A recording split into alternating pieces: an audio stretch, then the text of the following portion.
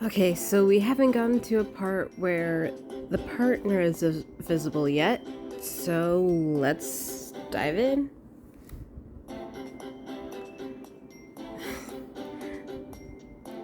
As soon as this story's done, I will be switching this one to my old Android's name or my iPhone 5's name, or I might just switch it to this one's name, depending, because this is a temporary name.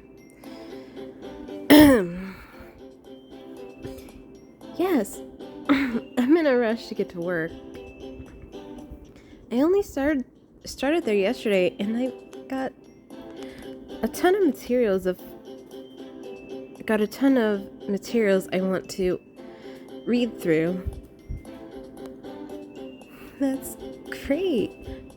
But don't forget to make time for love if you want to get the most out of life.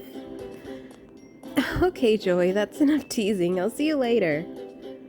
I hurry out of the cafe. Oh.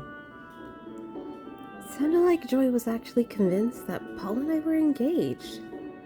Does that mean everyone else at the party last night might be similarly mistaken? Oh no, that would be horrible. I let out a deep breath.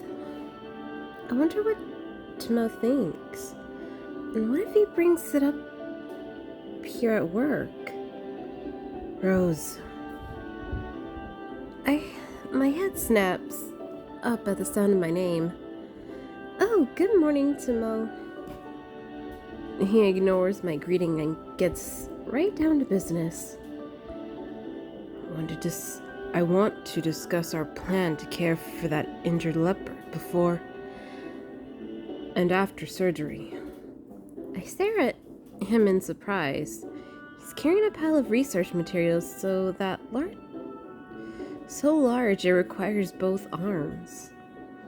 What was I thinking? Of course, Timo wouldn't bring our engagement up at work. I quietly let out a sigh of relief. That's a lot of documentation. Thanks for gathering it all. When did you find the time? Couldn't have been easy investigating all of that with barely even a day's notice. The leopard's care is of utmost importance. I simply did what needed to be done. Don't tell me you were working last night. Oh, come to think of it, I recall Timo turning down Mr. Chrysler's offer for a drink at the party. You returned to the lab after you left Lilac Court last night, didn't you? Forgive me for not realizing. I should have given you a hand. Don't let it concern you. I was happy to come alone. Besides, I'm the one who told you to leave and walked you home in the first place. But it's not fair that I get to go home and you have to do all the work alone. We're supposed to be a team. You only just started working here, and this is your first time caring for an actual cozy old leopard, right?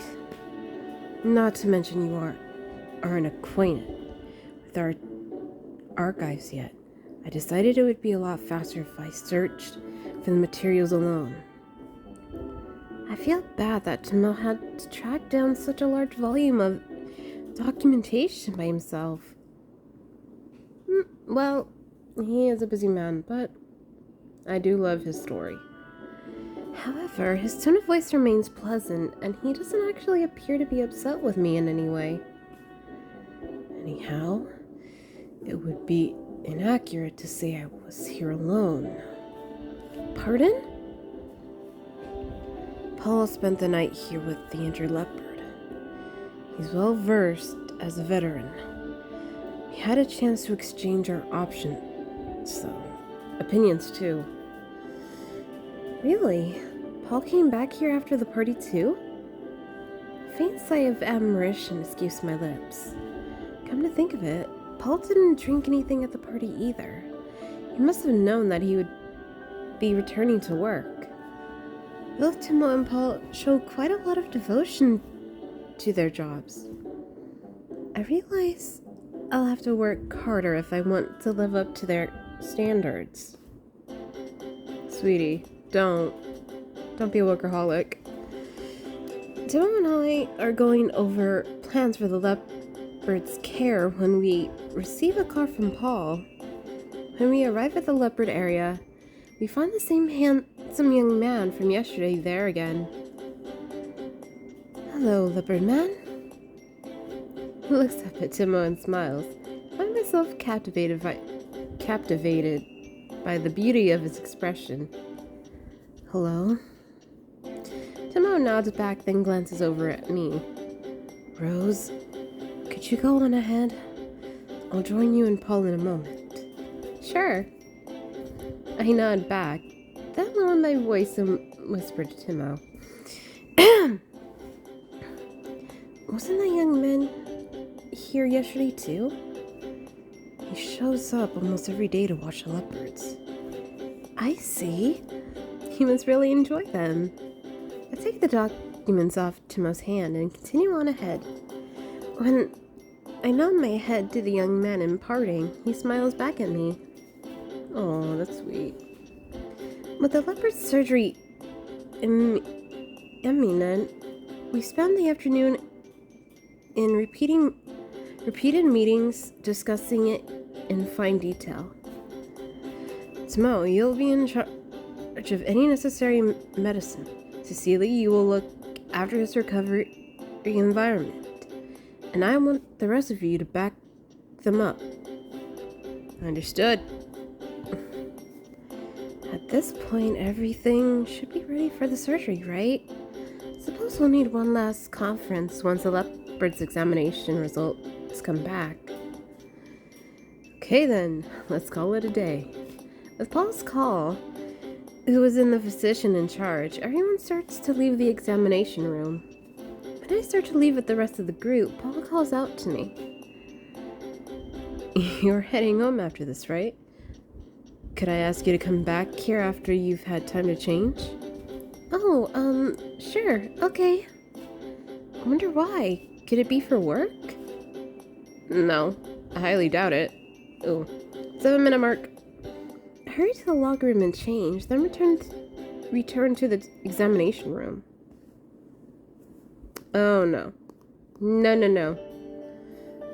This is the premium route where I spend my diamonds, and I don't want to, because I have very little diamonds at the moment, and I plan on keeping that other promise, regardless whether you remember it or not. He leans close enough that his breath faintly begins to tickle my cheek. It becomes obvious to me that I wouldn't be able to get away from him if I tried. Ooh.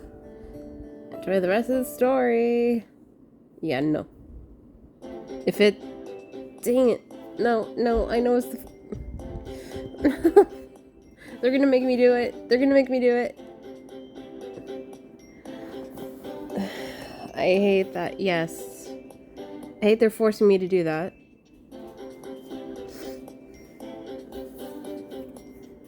Because when it's the first set of like, if you just downloaded this game, and whoever you choose as your first set of guys, it forces you to choose, like, if you wanted the other guy, it forces you to choose, a certain one. For example, I want Timo, and it's forcing me to get Paul. So,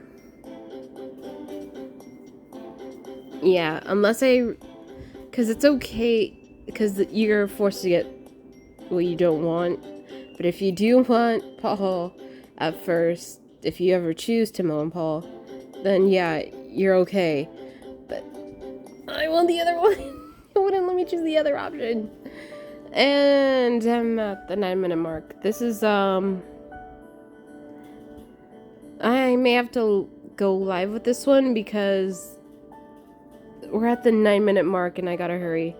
So, next part. Hi, so many fans.